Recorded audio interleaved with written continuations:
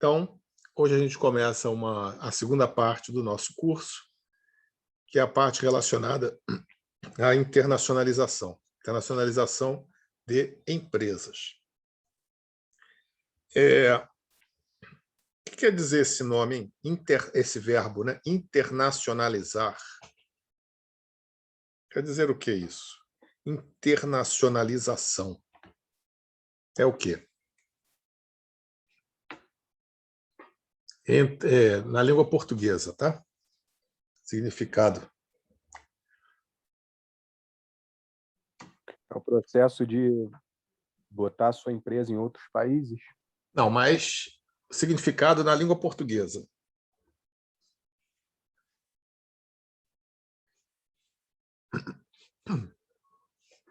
Tornar algo internacional?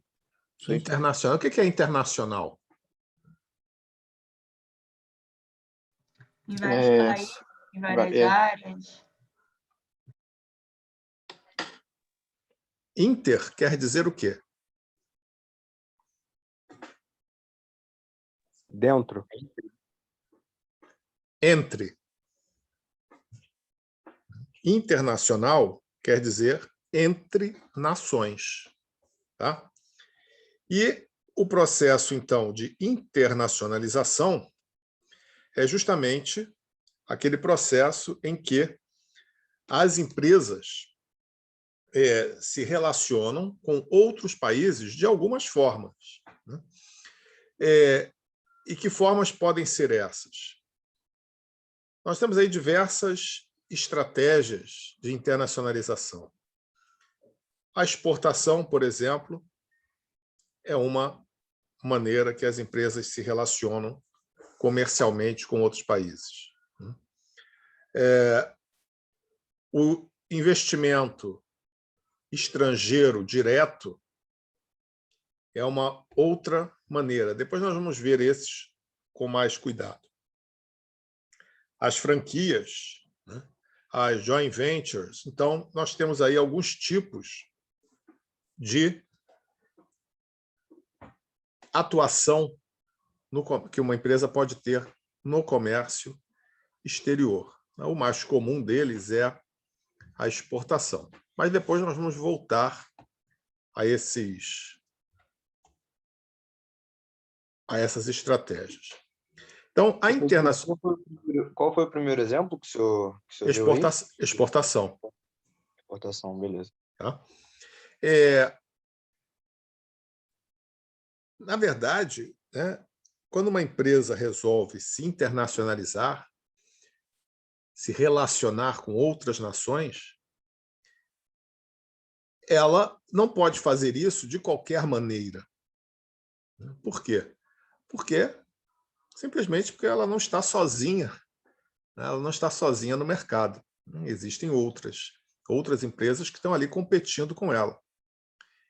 E então ela precisa de quê? Ela precisa de um certo preparo para adentrar mercados internacionais.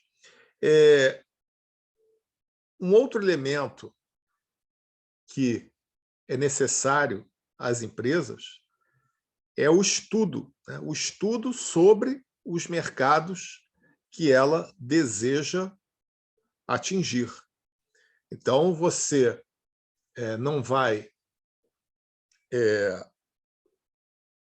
Vocês lembram que nós falamos da questão da globalização cultural, né? Tem tudo a ver com essa questão do estudo que a empresa deve fazer, né? Está embutido, né, nesse estudo essa questão da cultura de um país.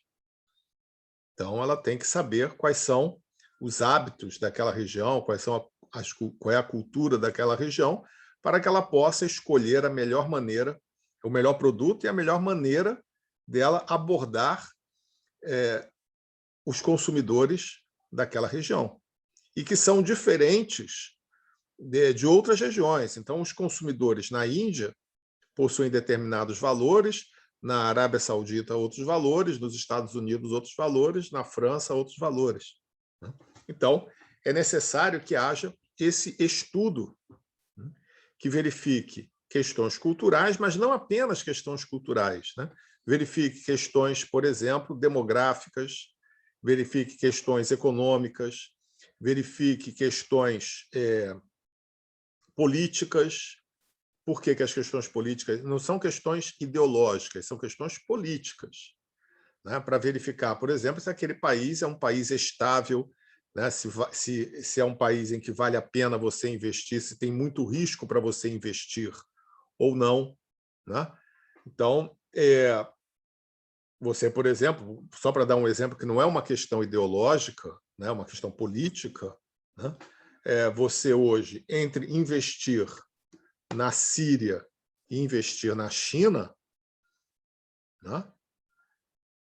Tem menos risco você investir na China, né? Por quê? Porque a Síria está lá dominada não, mas, né, em guerra lá com o Estado Islâmico, aquela coisa toda, e vive naquela tensão permanente, né, muito grande, uma instabilidade política enorme.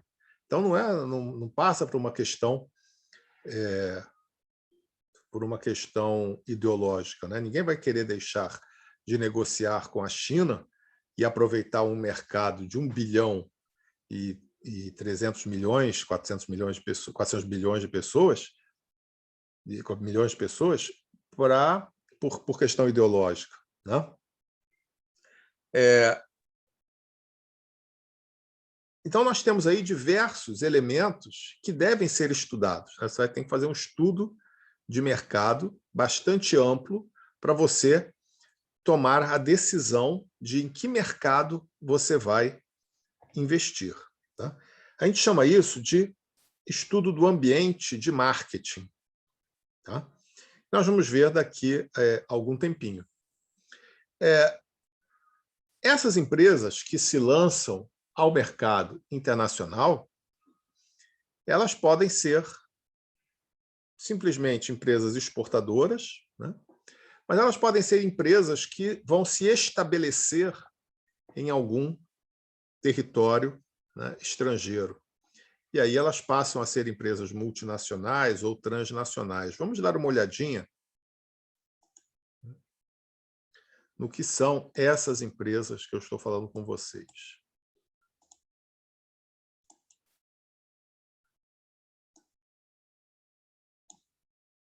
Então, aqui, vamos a uma definição, primeiro, de empresa nacional. Tá? Existe uma legislação que diz o que é uma empresa nacional. A empresa nacional não é apenas relacionada ao capital da empresa, né? Tempos atrás, era assim. Tá? Ou seja, empresa nacional era aquela empresa cujo capital era prioritariamente nacional. Agora não, né?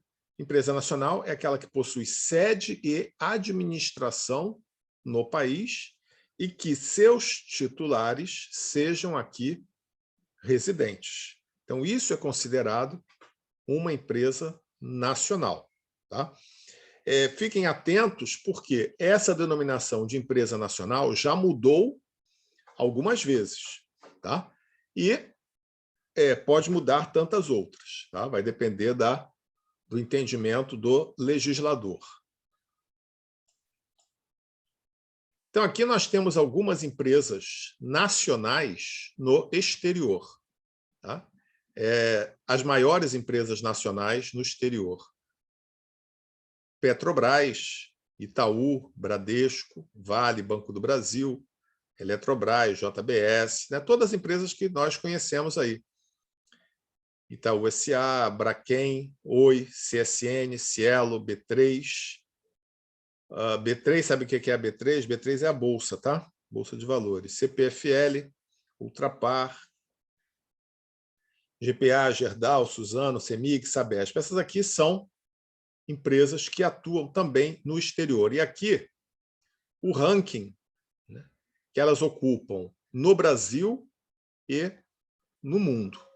Tá? O ranking em termos de valor de mercado. Tá?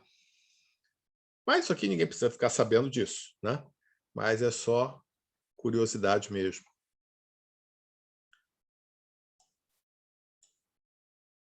Empresas multinacionais ou transnacionais. Então, existe uma diferençazinha que eu vou falar para vocês lá no final, mas normalmente, tá, multinacionais e transnacionais normalmente acabam sendo sinônimos, né? Então, elas começam, né, tem seu início lá nos séculos XVI e XVII, tá?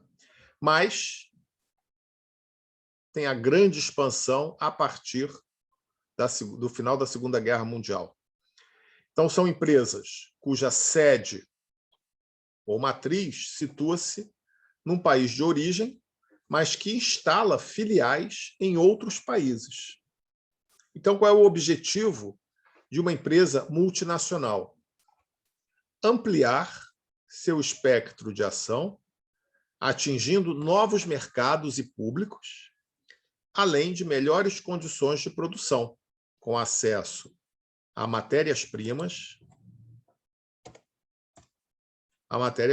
mão de obra barata, redução, isenção de tributos, né? Então, as empresas automobilísticas, quando vieram para o Brasil, lá nos anos 50, com Juscelino Kubitschek, né, vieram porque tiveram redução e isenção de tributos. Havia também mão de obra barata, né? O Brasil também é um grande produtor das matérias-primas necessárias a determinados processos produtivos, né? Então, acabou atraindo muitas empresas multinacionais.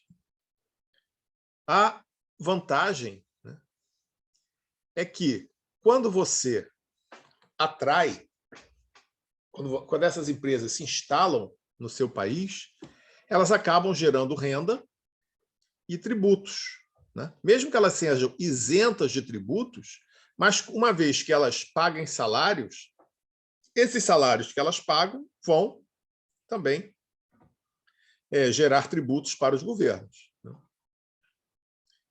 E existe também o conflito. Empresas já instaladas no mercado interno que terão que enfrentar acirrada concorrência, o que pode até levar à falência de muitas delas. Então, além disso, as multinacionais sempre desejam remeter seus lucros às suas matrizes, o que pode gerar problemas com os governos dos países onde se instalaram. Então, aqui a primeira coisa é que o Brasil, né, pouca gente dessa geração sabe, o Brasil tinha uma indústria automobilística nacional, né, muito promissora.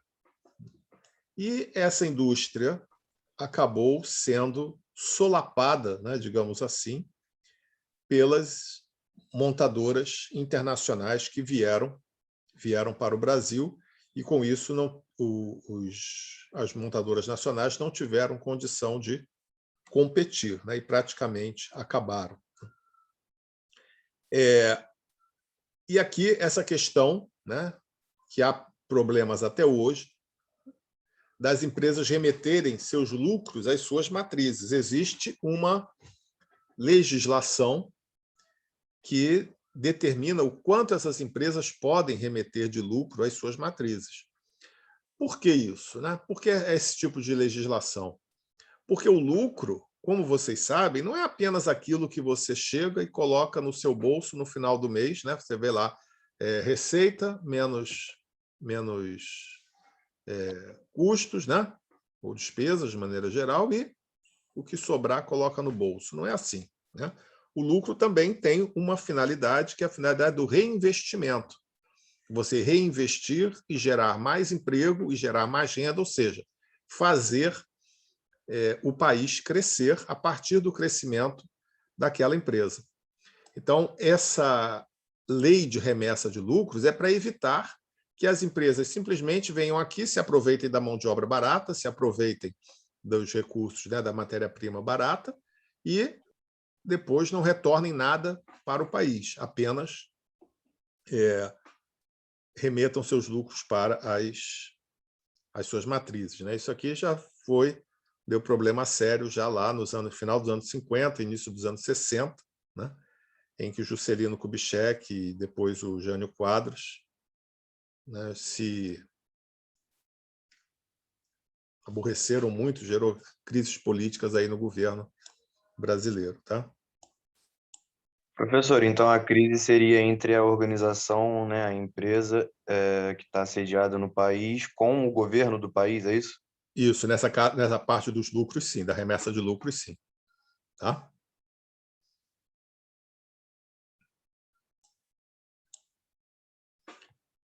Aqui temos as maiores empresas multinacionais, né, isso para o ano de 2019. De 2020 ainda não foi fechado. Então, temos aqui a Walmart, setor de varejo. O segundo é um grupo de química e petróleo, né, Sinopec. O terceiro e o quarto também de petróleo, né? A Shell, Royal Dutch Shell, e a China National Petroleum, né? Petróleo também. E quinto, State Grid, energia elétrica. Essas são as maiores multinacionais, né, para o ano de 2019. Só um detalhe, tá? China National Petroleum, a China não tem muito petróleo, tá? Mas tem uma empresa multinacional de petróleo aí, tá? Então explora petróleo em outros cantos do mundo. Na África, né? Na África também, tá? Principalmente. Aqui, as maiores empresas multinacionais aqui no Brasil, tá? Apple, Toyota, Grupo Volkswagen, Samsung, Johnson & Johnson, Microsoft, Walmart, Nestlé, Procter & Gamble e Facebook, tá?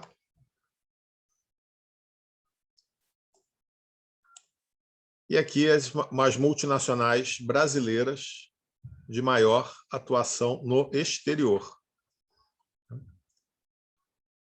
Fitesa, né, de materiais higiênicos e médicos. Odebrecht deu uma caída, claro, com todos esses problemas, né, de corrupção e tal. Intercement, CZM, infraestrutura e construção civil. Stefanini, de tecnologia digital. IOSP, componentes automotivos. JBS, Minerva Foods, Metal Frio e Tupi, né, de metalurgia.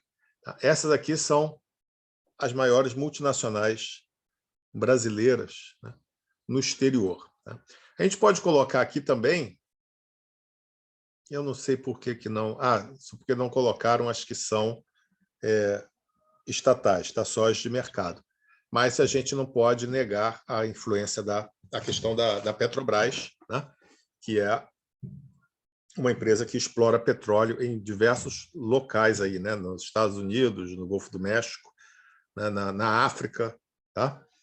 Então, ela atua aí em diversas regiões.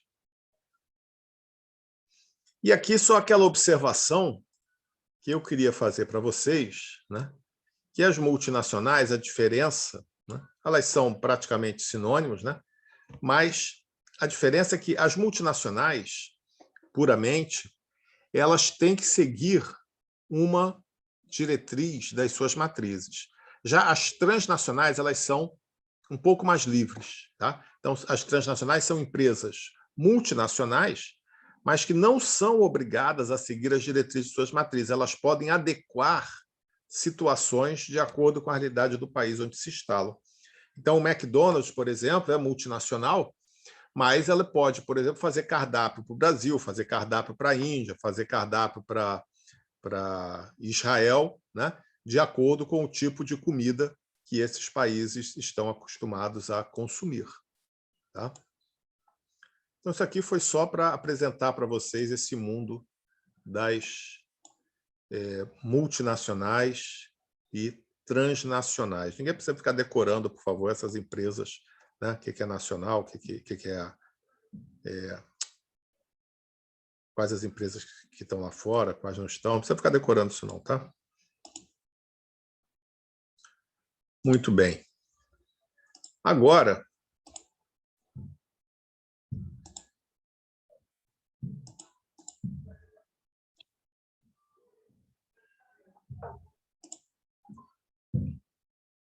Tem alguém pulando aqui em cima de mim? Tá maluco.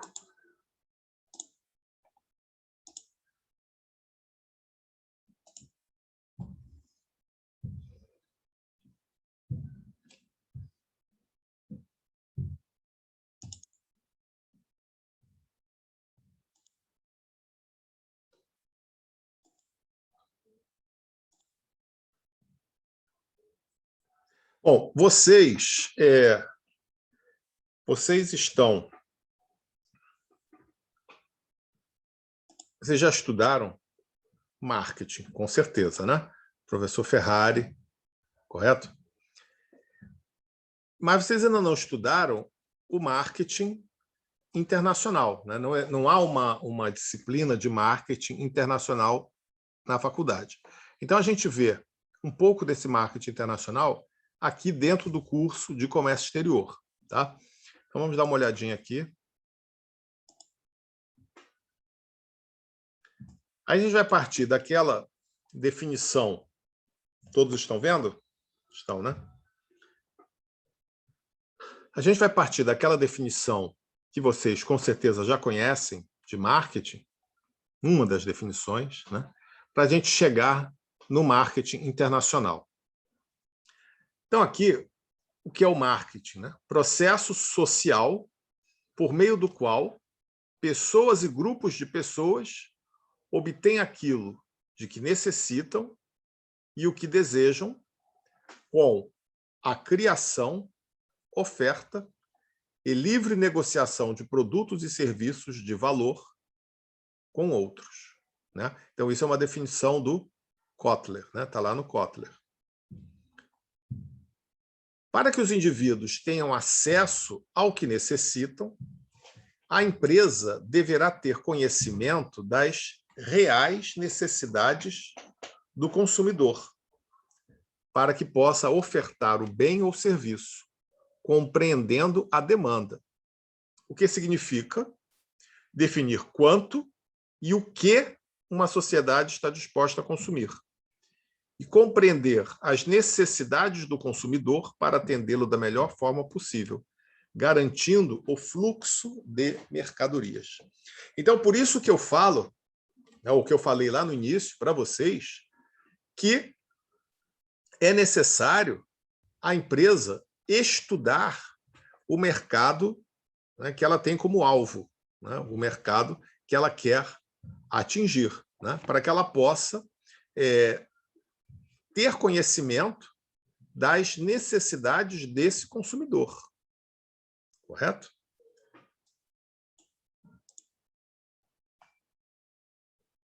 Então, aqui, a relação entre produtores e consumidores, portanto, não poderá prescindir de uma retroalimentação, ou seja, movimentos de informação empresa-consumidor e consumidor-empresa, nos quais será constatado o necessário desenvolvimento da corporação no sentido de garantir o seu mercado.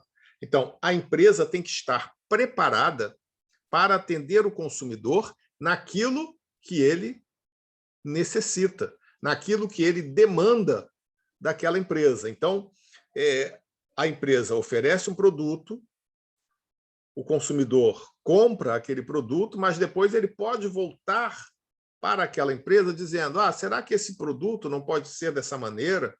Será que ele não pode se ajustar melhor dessa forma? Né? E a empresa, então, para não perder aquele mercado para uma outra empresa que faça do jeito que o consumidor quer, né? Aquela empresa tem que estar preparada para isso, senão ela vai perder mercado. Né? Então, oferecendo sempre os bens e serviços demandados na quantidade e qualidade requeridos. Alguns itens deverão ser observados. Então, que itens são esses? Primeiro, questão na inovação. Tá? Inovação. Inovar, claro, né? O que é inovar? O que é inovar?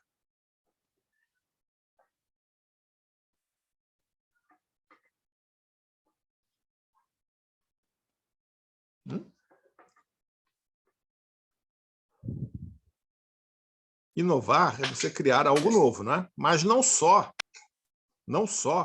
Pode falar, Thiago.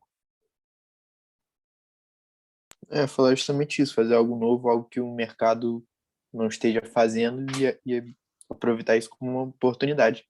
Isso. Só que essa inovação, a gente tem muito essa inovação apenas como um produto. Pode ser um produto, e muitas vezes é um produto, né? Um produto que venha, né? Que tenha sido, que vai cumprir novas funções, etc. Mas essa inovação também pode ser uma inovação nos seus métodos de trabalho. De que maneira? No seu processo de trabalho, de que maneira? Para aumentar a eficiência e para você fazer com que aqueles produtos sejam melhores, né?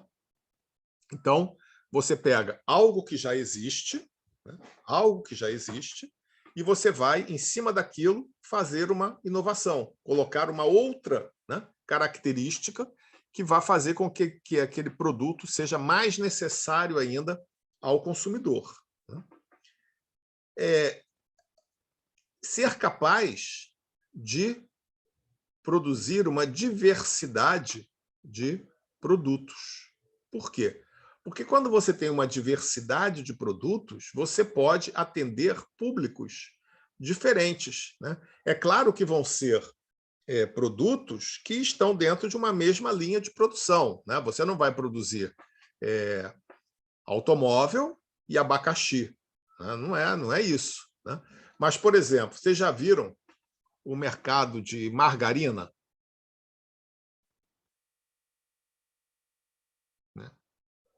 Quem vai muito ao supermercado, né, quando para lá em frente à geladeira do supermercado, vê lá margarina de diversos tipos, para atender diversos públicos, né? Então, você tem margarina com sal, margarina sem sal.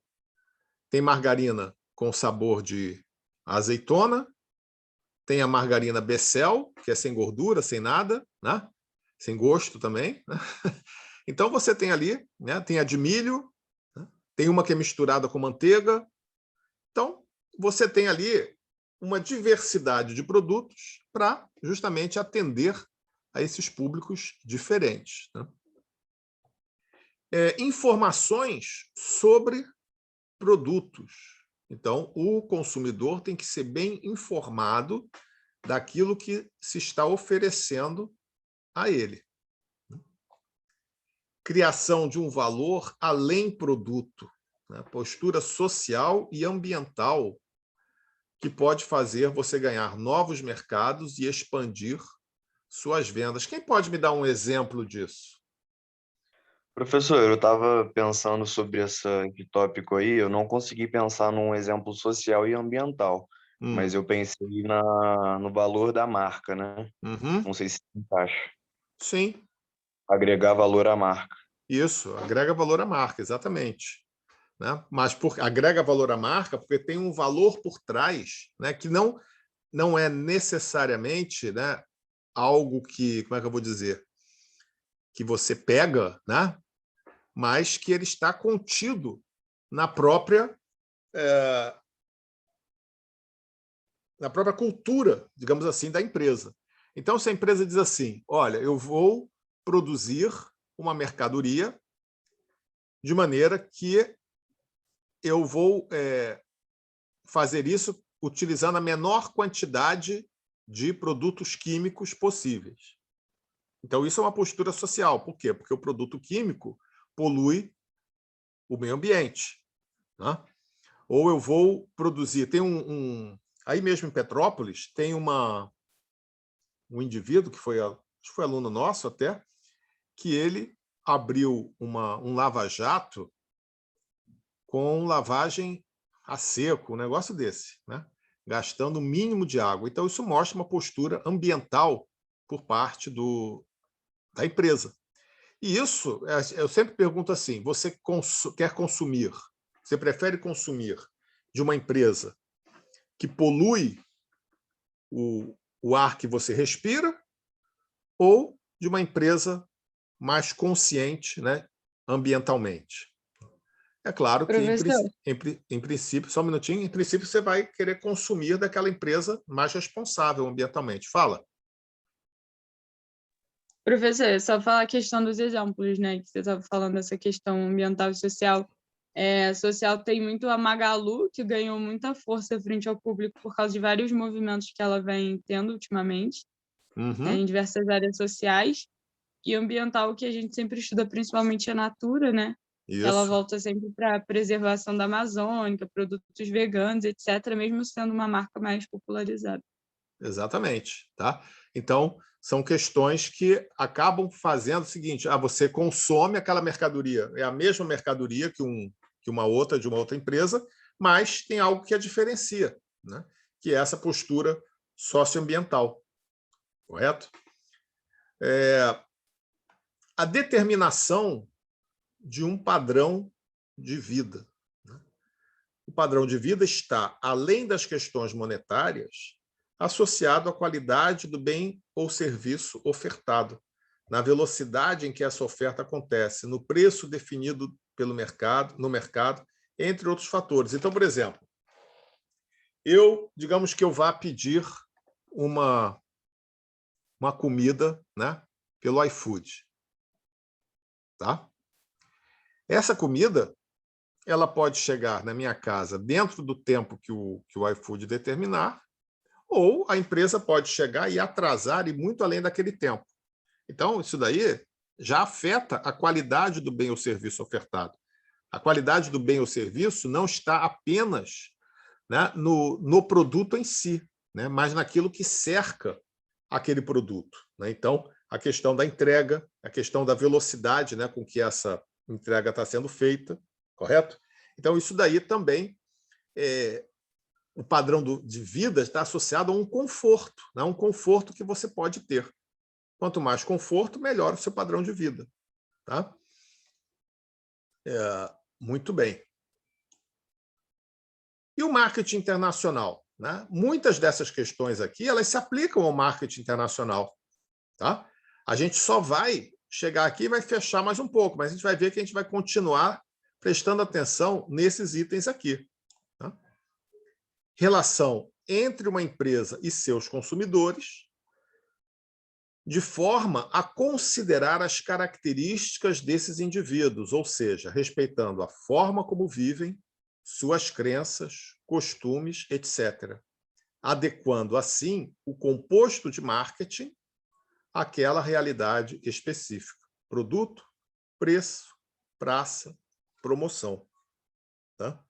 Então, por exemplo, você vai vender uma mercadoria para o Níger. Tá? Níger é um país da África com o menor IDH do mundo. Tá? IDH 0,354. Tá? 189º IDH.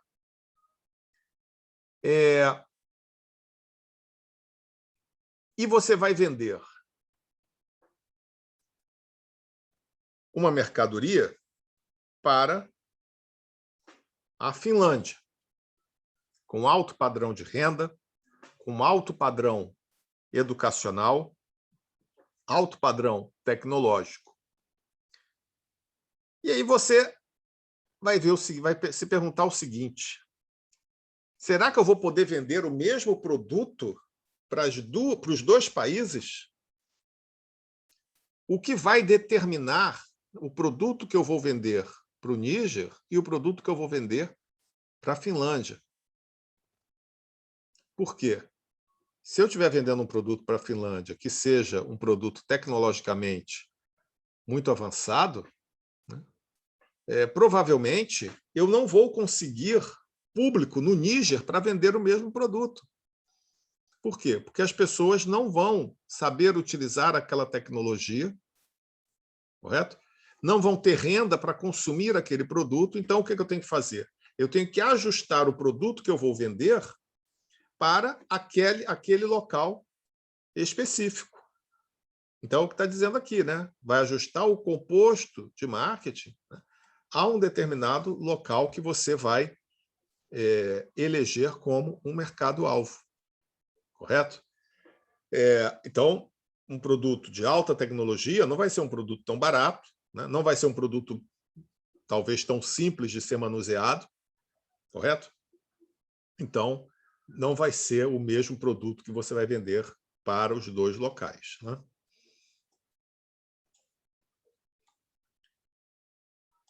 Etapas do marketing internacional. Então, nós temos aí, primeiro, a análise do ambiente de marketing. É o estudo do ambiente onde está situado o público-alvo, verificando a potencialidade do mercado que se deseja atingir. Eu pergunto para vocês o seguinte, acho que até que eu já fiz uma pergunta parecida aqui, se não foi a mesma, que é a seguinte: para onde você, se você estivesse produzindo skate, né, você venderia skate para a Austrália ou para a Suíça?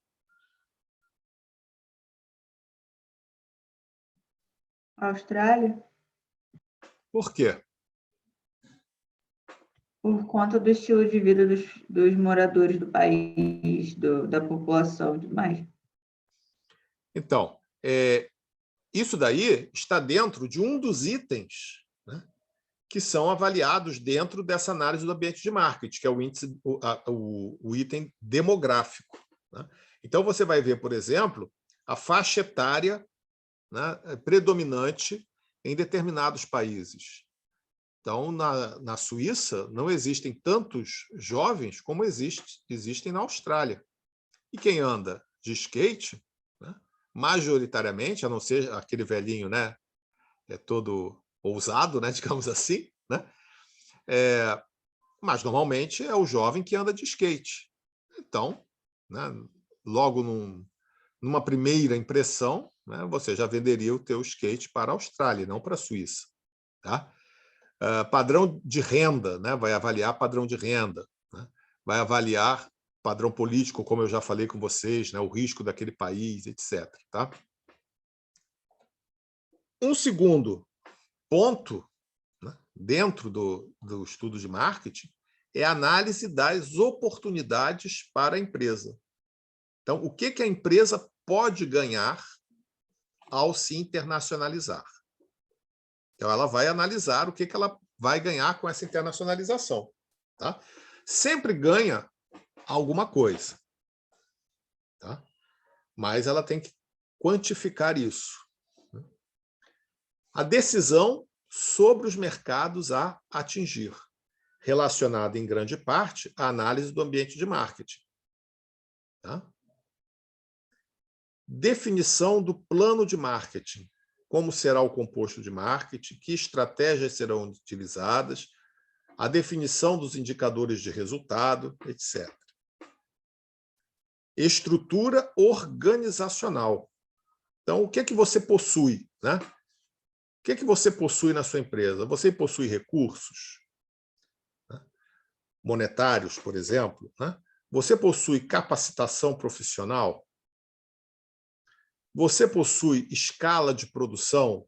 Então, se de repente você está produzindo lá para o mercado externo e você tiver um aumento de demanda desse mercado, você vai ser capaz de produzir para atender imediatamente a essa demanda?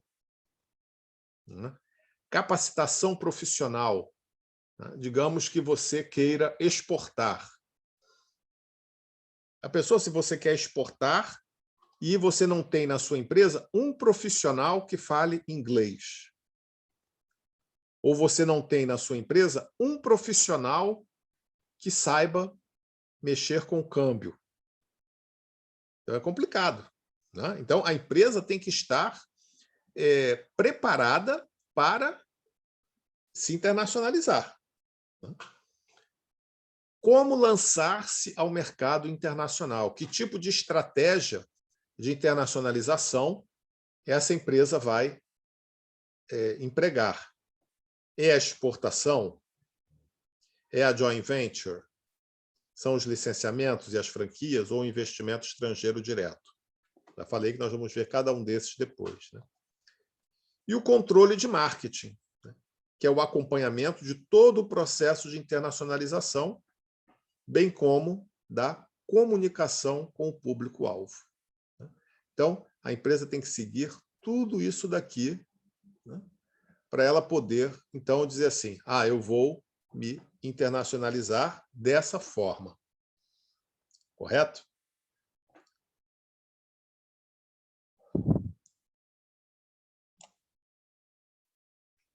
Então, aqui, por exemplo, análise do ambiente de marketing, demografia. Isso aqui são os pontos principais, tá, que devem ser vistos na análise do ambiente de marketing, né? Número de habitantes, na parte demográfica. Número de habitantes. Número de habitantes vai nos indicar o quê? Um potencial mercado consumidor. Tá? Então, aquela coisa, eu falei para vocês assim, quem é que não quer negociar com a China? 1 bilhão e 300 milhões de habitantes. Né? Todo mundo quer, porque se vender uma coisinha que venda, que custe $1, né? São 1 bilhão e 300 milhões de dólares no cofre, né? No caixa. Então, como é que não vai querer? Vai querer sim, né? Então, número de habitantes, taxa de crescimento populacional. Então, a taxa de crescimento populacional está verificando o quê? Está te dando indicação de quê? Né? Da sua demanda futura, que você pode ter para a sua empresa. Tá? Então, no caso de um planejamento continuado que você tenha, né, para permanecer naquele local. A taxa de urbanização, né, então, qual o percentual da população nas cidades, qual é o percentual no campo, né? Isso também diz muito em termos de tipo de produto que você vai oferecer, né? Em termos de capacidade de comunicação com a população, né? Densidade populacional, para você saber se a população está bem distribuída ou se está muito concentrada, e a pirâmide etária. Esse país é mais jovem? Esse país é um país adulto? Ou esse país é um país de idosos? Né? Então, vou dar um exemplo para vocês aqui do Brasil. Né? Aqui no Brasil, uma das grandes opções, né, daqui para frente é você produzir algum serviço ou produto para idosos. Por quê? Porque o nosso país está envelhecendo rapidamente. Ainda não é um país de idosos, mas está envelhecendo rapidamente. Então, é um público que está crescendo, né, que te dá a possibilidade de ganho por muito tempo. Né? Geografia. Área do país, se o país é muito grande ou se o país é muito pequeno. Então, isso te dá a ideia se você vai poder atingir todo o país ou não. A topografia e o clima, que dizem questões para você relacionadas, por exemplo, à logística, né, ao transporte. Como você vai transportar as mercadorias, ou como elas serão transportadas dentro do país. Né? Se é um país muito montanhoso, se é um país que possui um clima muito rigoroso, isso vai dificultar. Né? Economia. O PIB total, o PIB per capita, que é o PIB dividido pelo número de habitantes, e a taxa de crescimento do PIB. Então, verificando se esse país está crescendo, né, e se a população está enriquecendo ou não. Distribuição e concentração de renda. Quem pode me falar sobre a influência disso aqui para uma empresa que vai ofertar uma mercadoria para um outro país, sobre a distribuição e concentração de renda?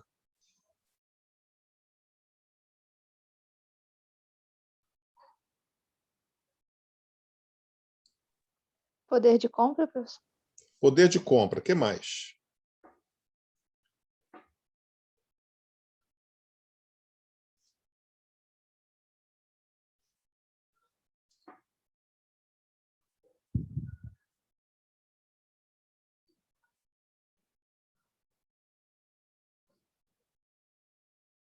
Professor, também para o caso da empresa construir uma nova unidade para oferecer esse produto e expandir, ela vai saber também a mão de obra que ela vai encontrar nesse lugar, se vai ter mais mão de obra qualificada ou não.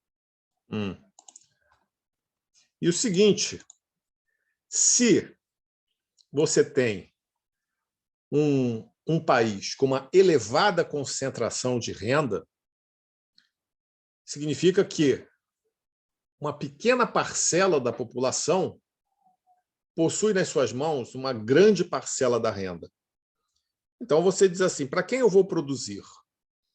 Eu vou produzir para a maioria da população que quase não tem renda, e aí eu tenho que produzir uma mercadoria que seja nada sofisticada e bem baratinha, ou eu vou produzir para atender a classe que detém a renda. Correto? Então, aí eu vou produzir menos, né, apenas para vender para aquela classe AAA daquele país, porque são eles que têm a renda. Então, isso daqui vai definir também o tipo de produção que você vai ter e o produto, né, que você vai colocar em circulação. E a relação investimento-PIB, né? Ou seja, se aquele país continua crescendo, né, a partir dos investimentos das empresas. Tecnologia. Lembra que eu falei lá do Níger, né? Dei o exemplo do Níger, né? Então, nível de habilidade do país com tecnologia. Tá? Então, se as pessoas sabem, né, utilizar a tecnologia. Investimento em tecnologia. Consumo tecnológico e educação. Então, como é que eu vou vender, né, como é que eu vou dizer? Vou dar um exemplo aqui. Se eu for vender um determinado aparelho que passe filmes, tá? Que passe filmes, eu vou precisar que o indivíduo seja capaz de ter outros aparelhos para ele passar esses filmes, né? Digamos que não seja nem um aparelho que eu vou vender, né?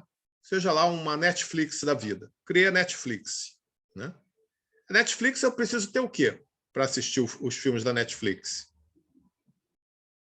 Preciso ter uma televisão, Smart TV, ou preciso ter um aparelho celular, correto? Sim ou não? Sim, sim. Sim. E se aquele país não produzir Smart TV, ou, né, se o consumo de Smart TV for muito baixo, né, e o consumo de celulares também for muito baixo. E ainda, né, tem celular, mas pode não ter internet. E aí? Né? Então, isso vai acabar também dizendo o que eu devo vender para ele. Ele vai me limitar. Né? Cultura e sociedade, né, que nós já vimos aqui muito isso, né? Valores, modo de vida, etnias, idiomas falados. Tá?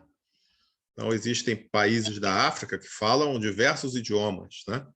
Na Rússia se fala mais de 30 idiomas, não se fala só o russo. Tá? As etnias que têm, né, muitas têm seus valores próprios, tá? Valores culturais, valores religiosos, etc. Investimento nacional, programas industriais, investimentos em infraestrutura. Então, isso aqui é muito importante. Assim, eu vou querer montar uma empresa num país. Então, eu vou ir para aquele país, vou montar uma empresa, vou produzir naquele país. Aí eu vou querer distribuir a minha produção. Né? Então, os meus produtos vão sair da minha fábrica e vão ter que chegar até a cidade. E se não houver estradas? Como é que vai ser? Correto? Se não houver ferrovias, como é que vai ser? Então, eu preciso saber, né, como anda a infraestrutura daquele país. Se aquele país não tem infraestrutura, eu devo desistir daquele país? Não necessariamente, mas eu posso desistir de instalar uma empresa lá. Eu posso dizer assim, não, então para esse país eu não vou instalar empresa lá, não. Eu vou continuar no Brasil produzindo e vou exportar para eles. É diferente. Entendeu? Eu adoto uma outra estratégia. Tá?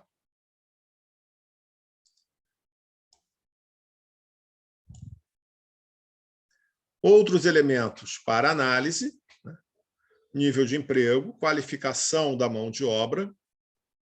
Como é que é a qualificação de obra em um determinado país? O marco político legal e os acordos internacionais. O que a gente entende por marco político legal é o seguinte: existem alguns setores que, se você quiser investir, e isso existe em qualquer parte do mundo, tá?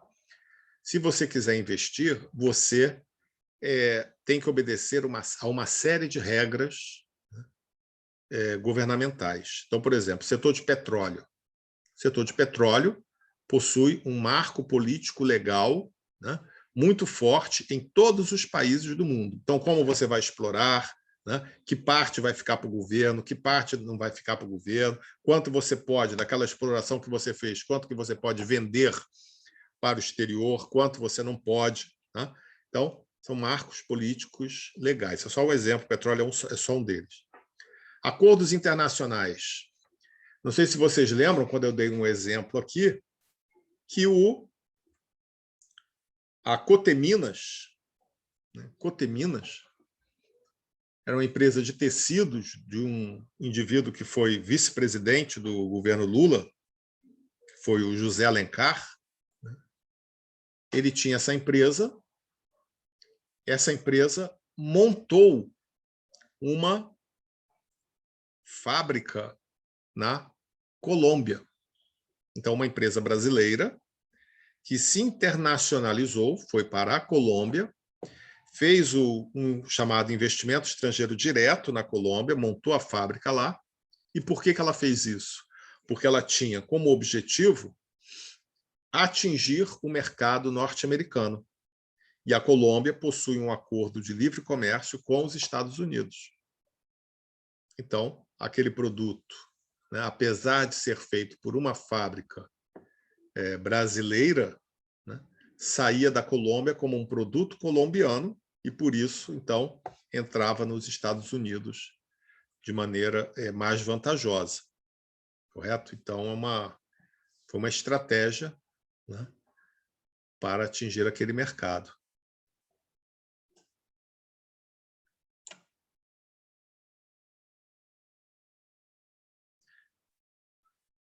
Um segundo item aqui, análise das oportunidades para a empresa. Então, aqui,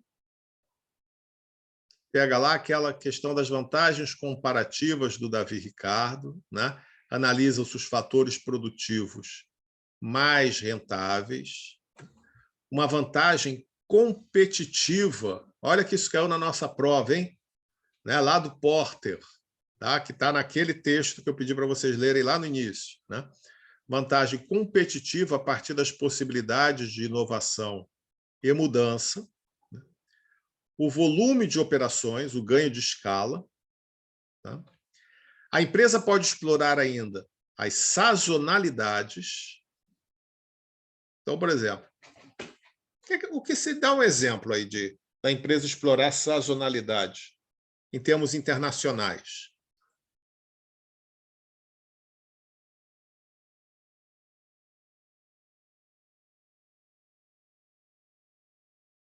Datas festivas? Oi? Datas festivas como Natal, essas coisas. Tá, me dá outro.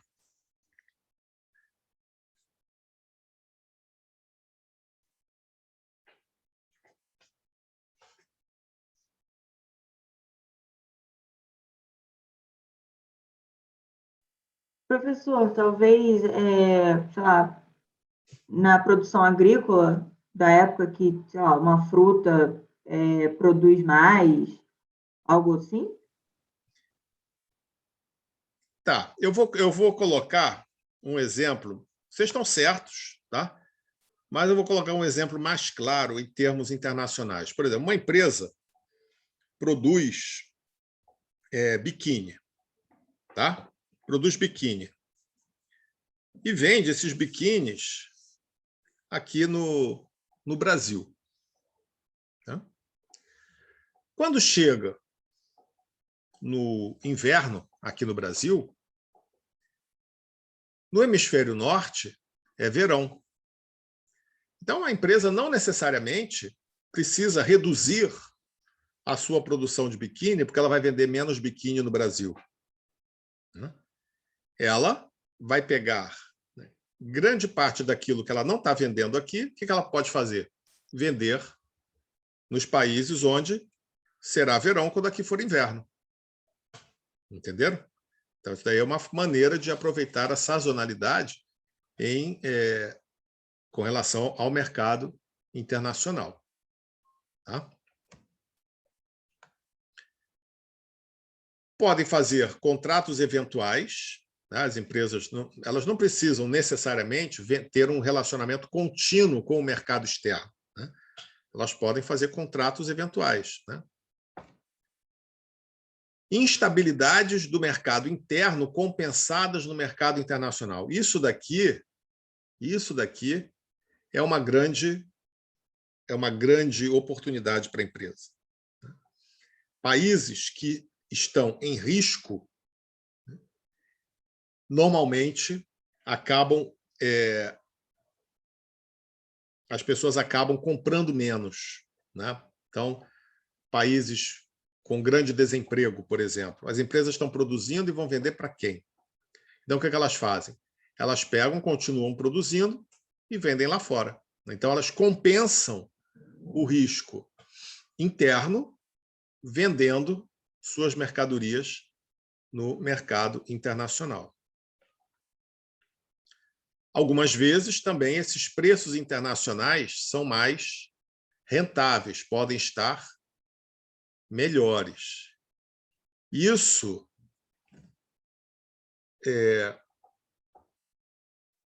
pode ser bom para a empresa, mas pode ser ruim para o país. Vou dar só um exemplo para vocês.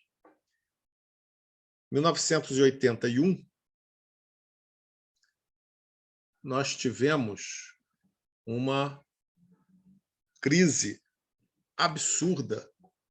Por quê? Porque faltou álcool nos postos de combustível. Faltou etanol. Então, o que aconteceu?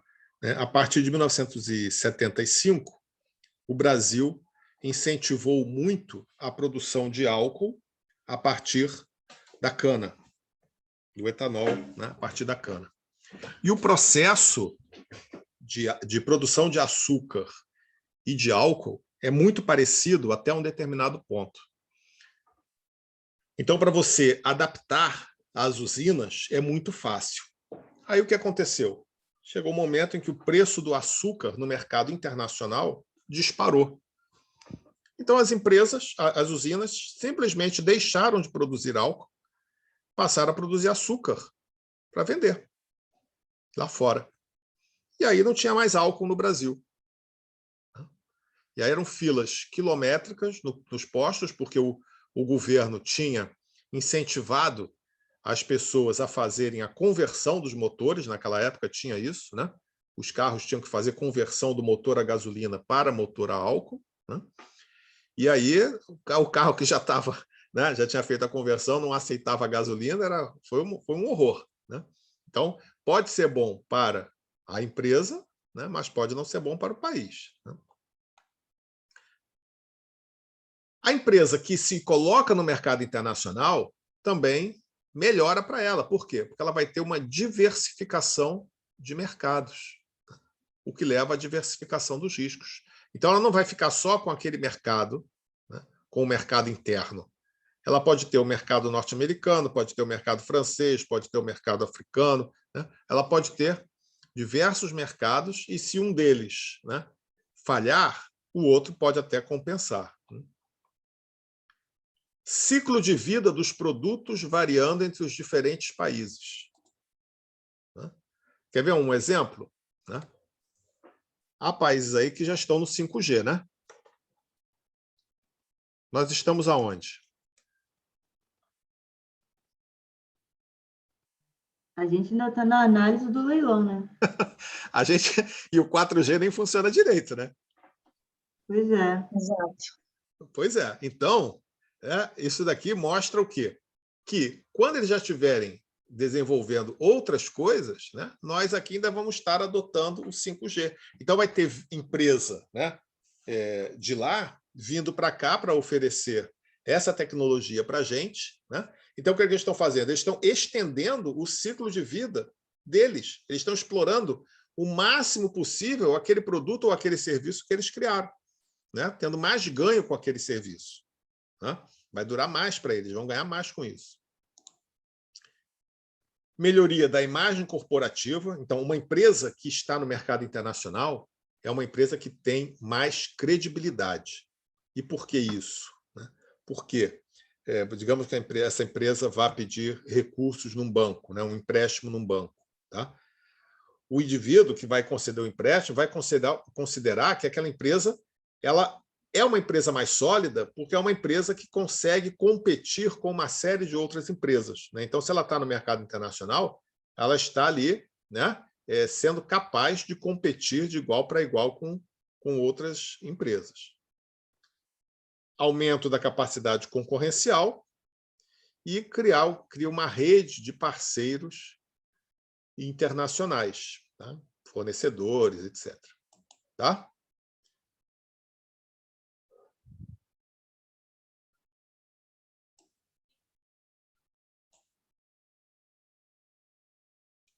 Decisão sobre mercados a atingir. Então, o processo de tomada de decisões pode obedecer a 3 formas distintas. Intuitiva, baseada em princípios e sistêmica. Então, aqui, né, o que a gente deve já riscar são esses 2 primeiros. Tá? Riscar, que eu digo que a gente não deve fazer, né? As empresas não devem fazer. Ah, eu vou investir naquele país porque eu acho isso, né? Então, assim, é o feeling, né? Sentimento, né? Ou intuição por parte do gestor. Não dá. Né? Baseado em princípios, né? De acordo com as verdades pessoais, valores ideológicos, religião, preconceitos, etc. Tá? Então, são outras coisas, né? Nem isso aqui combina com negociação comercial, questão de feeling, né? Nem isso aqui combina também com nenhum tipo de relação comercial. Né? Verdades pessoais, valores ideológicos, religião, preconceito. Né? Então, se alguém, né, que vivem falando por aí porque a China é comunista e tal, né? Então a gente não pode nem estar usando esse computador que nós estamos usando aqui, né? Porque ele está cheio de coisa chinesa lá dentro. Né? Então, não é por aí. Né? Não estaria nem, né? O pessoal não estaria nem tomando vacina por aí. Então, também deve riscar essa coisa de baseada em princípios. Né? Agora, a sistêmica. Sistêmica, sim, né? De acordo com uma análise técnica, fundamentada em informações e dados sobre os mercados que se deseja alcançar. Logicamente, é a análise mais sensata e a única indicada. Então, é por isso que a gente está estudando tudo isso aqui. Né? Por isso está estudando tudo isso aqui, para a gente poder ser capaz de tomar uma decisão, né, sistêmica. Tá?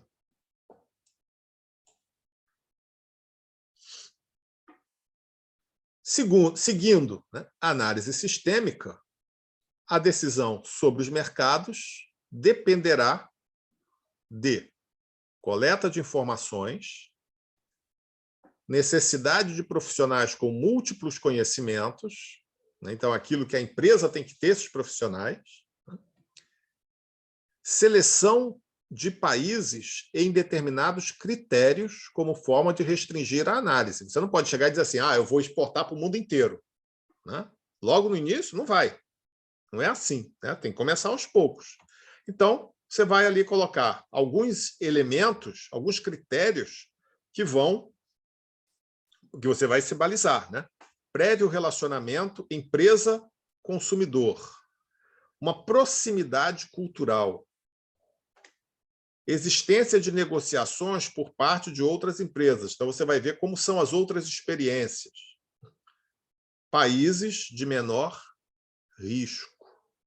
Então, o que você acha? Deixa eu ver aqui. Débora Cunha. Você acha que uma empresa deve começar, ou deveria começar? Primeira relação comercial internacional de uma empresa deve ser com a China ou com a Argentina? O que você acha?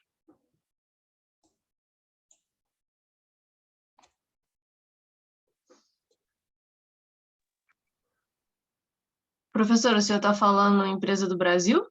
Uma empresa do Brasil, né, vai começar a se internacionalizar. A primeira relação comercial internacional dela, ela tem para escolher aí a China ou a Argentina. Qual que você acha que ela deve escolher de primeira?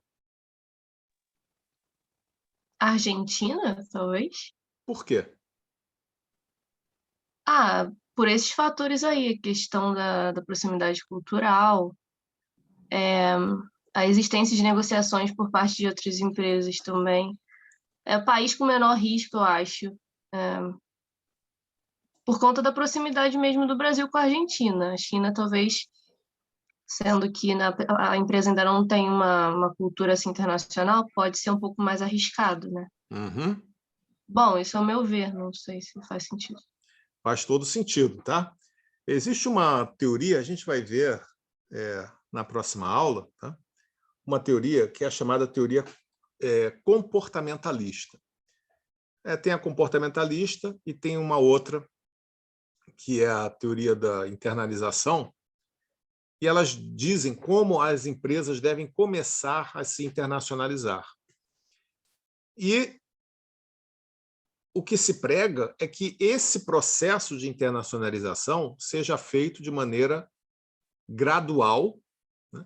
Começando pelas economias, pelos países que têm uma cultura mais próxima à sua, mesmo que diferente, mas que seja mais próxima à sua, né? E que seja também geograficamente mais próximo, porque isso também reduz riscos. Então, quando você vai fazer sua primeira, digamos, exportação, né? E já vai exportar logo para a China, né? Você ainda não conhece bem, né, os trâmites chineses, você não conhece bem a cultura chinesa, né? Você não sabe que quando uma mercadoria chega lá na China, essa mercadoria acaba ficando muito mais cara. Por quê? Porque tem que passar dinheiro para todo mundo, que é um país altamente corrupto, né? Tem que passar dinheiro para todo mundo para tirar a mercadoria do navio, né? E colocar lá no depósito lá do porto, né? Até ser desembaraçado. Quer dizer, são coisas, são detalhes da negociação que você não conhece, né? E a Argentina, né? Se você quiser, você transporta a sua mercadoria para lá, né? Por via rodoviária, uma fronteira que seca, né? Tem uma proximidade cultural, porque você é também um país latino, né? Então fica mais fácil para você controlar, digamos assim, esses riscos, né? Então, essas coisas têm que ser de maneira gradual, né? Outros elementos que você deve considerar na escolha do seu país-alvo, né? O tamanho e o potencial do mercado, as questões logísticas, sobretudo transporte e distribuição, como é a tecnologia nesse país, cultura, concorrência, protecionismo e aspectos legais. Esse país é um país protecionista. Se ele for protecionista e você vai exportar para ele, será que isso é bom? O que vocês acham? Jéssica Gomes, o que você acha? Professor, você pode repetir, por favor? O país é protecionista, tá? Uhum. E você quer exportar para esse país. Você acha que é uma boa? Não, porque se eu estiver exportando um produto que eles produzem, eu vou sair, sei lá, vou ser boicotada, porque eles vão preferir, obviamente, vender os produtos deles para lucrar internamente ali, tipo, aumentar o lucro deles do que dar lucro para mim. Uhum. E eu pergunto para você o seguinte, você então desistiria? Ou você buscaria uma outra maneira de colocar o seu produto lá dentro? Professor, acho que analisaria se tem a possibilidade de fazer de outra forma, sabe? Para ver se, sei lá, não sair no 0 a 0, né? Então, veja só, né? Se o protecionismo, por um lado, pode te prejudicar, se você escolher a exportação, ele pode te ajudar se você escolher produzir lá dentro do país. Uhum. Entendeu? Porque dentro do país, o mercado está protegido para quem produz lá. Então, você diz assim, eu não vou exportar, mas eu vou ver se eu consigo montar uma planta de produção lá dentro. Interessante, né? Então, isso tudo que a gente estuda, mais uma vez, né, sobre os mercados, né, vão acabar determinando que tipo de relação comercial nós devemos ter. Se nós devemos ser exportadores para eles, ou se nós devemos produzir lá dentro, né, ou se nós devemos licenciar, né, uma marca, um processo de produção, correto? Professor, Fala. até porque essa questão do protecionismo, né, todo país né, em um grau diferente, né, vamos dizer assim. Mas se a gente levar em consideração que o país quer favorecer os seus processos internos, então todos são protecionistas, né, mas Sim, em graus diferentes, né? em graus diferentes, tá? Em graus diferentes. Tem algumas áreas que os países podem ser mais livres, né, para a entrada de outras mercadorias e tal, mas sempre existe uma certa proteção, tá, em alguns setores. Então, você tem que ver qual é o nível disso e verificar se isso vai te atrapalhar ou não. Normalmente atrapalha. Tá? Isso aí mesmo.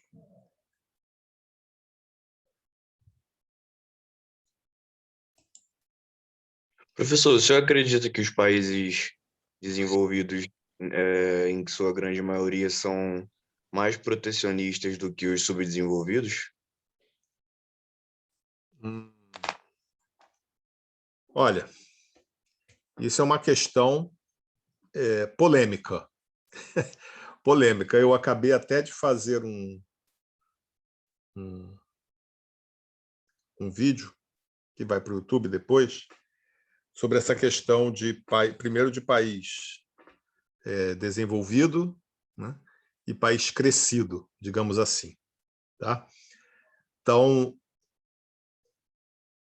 Estados Unidos é um país considerado desenvolvido? Ninguém vai dizer que não é desenvolvido, né? Mas a Noruega é muito mais desenvolvida do que ele, embora não tenha o mesmo PIB. Então, já começa por aí a diferença. Né? Segundo, é que eu acredito sim que os países, né, mais ricos sejam países mais protecionistas. Mas não é um protecionismo que ocorra propriamente na taxação de mercadorias. É um protecionismo que ocorre de maneira disfarçada, né, quando você assina um determinado acordo comercial, quando você impõe o seu poder político sobre outros países, né? Isso daí acaba fazendo com que as suas vontades sejam satisfeitas. Tá?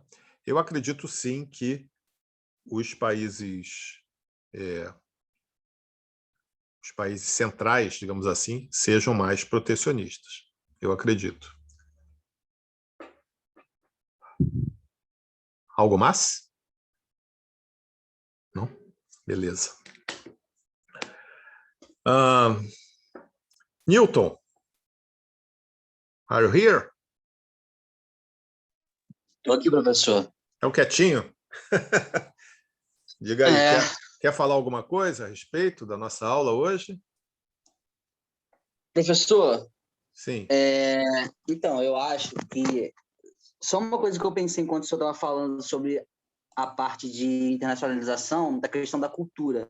Uhum. E eu acho que, para a parte de marketing que o senhor iniciou falando, é uma questão muito complicada assim, de se discernir para as empresas aplicarem uma estratégia assim, para adentrar nos mercados, sabe? Uhum. Porque eu acho que a cultura é uma coisa muito delicada. De acordo com cada propaganda ali que você faça, se você não conhecer bem a fundo a cultura, acho que as empresas não conseguem adentrar o mercado, até acabam se definhando, né? Exatamente. No mercado, se tiver essa atenção. Mas, fora isso, mais nada a declarar. Não, mas é isso mesmo, você está coberto de razão. A cultura talvez seja um dos pontos assim chave, entendeu? Talvez isso não afete tanto o Brasil, né? Não afete tanto a Inglaterra, não afete tanto a Itália, né? Mas por quê? Porque nossos valores, nós somos um país muito aberto, né? Não assim tanto ao comércio internacional, mas o Brasil é um país muito aberto porque foi um país que atraiu muitos imigrantes, né, de diversos, né, países aí, italiano, japonês, português, chinês, né, espanhol. Então todo mundo está aqui. Então houve uma mistura muito grande dessas culturas. Então a gente não se sente tão atingido quando, né, impõe uma cultura de fora aqui, porque nós já temos uma parte daquela cultura, né, dentro da nossa sociedade. Mas a questão fica mais grave quando você pega países como, já citei aqui, né, como a Índia, como os países árabes, né, que são muito mais fechados, né? São países que não há essa miscigenação toda e essa mistura de culturas, né, como tem no Brasil, né? Até mesmo o próprio Japão, né? Lá no Japão, né, a sociedade é muito diferente da nossa. Então, esses países, sim, né, tem que se tomar muito cuidado, né? E mais cuidado ainda porque eles são extremamente atrativos para negócios em função de estarem crescendo. Índia, China, né, estão crescendo. O Japão é o terceiro, né, maior PIB do mundo. Então, aí você precisa, todo mundo quer, né, vender para eles. Então, você precisa realmente ter muito tato, né, com relação à cultura. Tem razão, tá?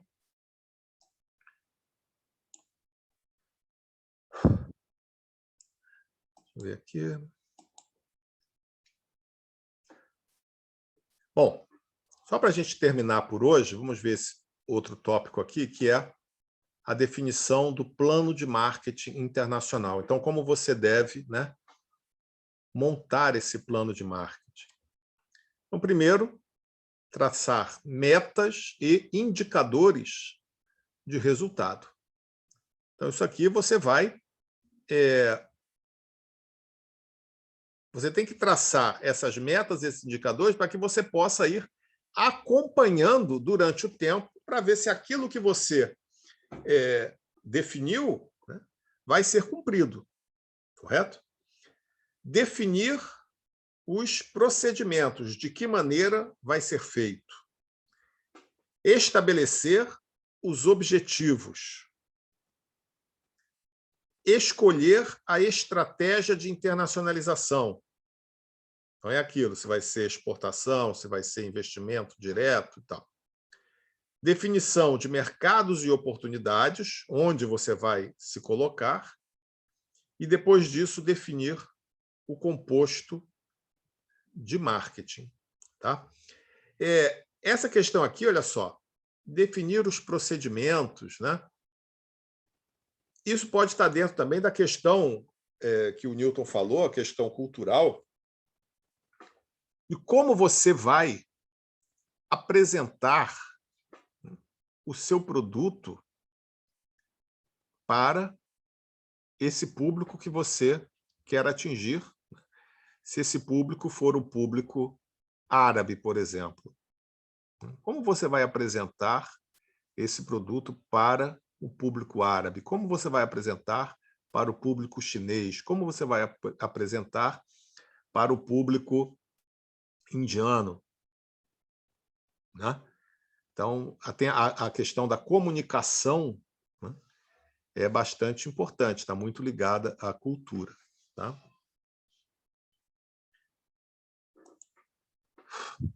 Muito bem. Eu acho que nós podemos ir ficando por aqui no dia de hoje. Alguém quer falar alguma coisa? Contribuir para a nossa aula? Beatriz Mota.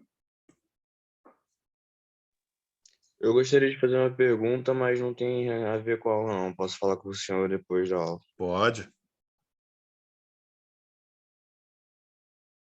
Roberta Schmidt. Oi, professor, achei bem interessante. Tá bom, que bom, né? William? Presente, professor. Não, não é chamada, não. Quer contribuir alguma coisa com a aula? Não, professor. Não quer? Não tem nada a declarar, não, professor. Menos 3 pontos para você na P2. Ixi, então vou pensar um pouquinho aqui, professor, já te falo. Tá bom. Pessoal, é só isso por hoje, beleza? Estão liberados. Até segunda que vem. Boa noite, professor. Valeu. Boa noite. Valeu. Boa noite, professor. Até semana que vem. Boa noite, Até. professor. Boa noite, professor. Boa semana. Boa noite. Você também. Professor, Fala, então, André. é porque eu não sei se é fake news, mas eu ouvi um boato de que na época o Obama meio que deu, né, entre aspas, a África para a China. Eu não entendi muito bem. Eu não sei se o senhor também está por dentro desse assunto e tudo mais. Queria saber se o senhor saberia explicar, porque quando eu vi isso eu não entendi muito bem. Assim, eu entendi, mas não 100%, né? Uhum. Olha, eu vou ter que me informar mais sobre isso, que é até interessante, né? Eu saber, porque eu não ouvi nada nesse sentido. Tá? Agora, também não digo para você que isso seja impossível, né? E deu entre aspas, né? No sentido de falar assim, eu vou deixar, né? Vamos dividir o mundo aqui, eu deixo você comercializar com esses caras e não te crio nenhum tipo de dificuldade, né? E você deixa uma outra parte do mundo comigo, porque a China, se deixar, ela pega e toma o mundo inteiro, né? E a África, assim, tinha alguns países da África são, sobretudo os países do norte da África, são países muito importantes em termos geopolíticos, porque são países que produzem petróleo, né? Como a Líbia, né? O Egito, que está ali, né, na pontinha da África, já perto da Ásia, né, com Israel, então, que já é uma porta de entrada para o Oriente Médio. Então, acredito sim que possa ter tido algum tipo de negociação. Tá? Mas depois, se você me puder passar essa fonte aí, onde você viu isso, seria muito interessante. Tá? E aí eu vou poder falar mais com você a respeito. Eu vou procurar aqui melhor, direitinho, ver se está certinho. Qualquer coisa também eu te mando depois. Beleza. Obrigadão aí, boa noite. Falou, nada, boa noite.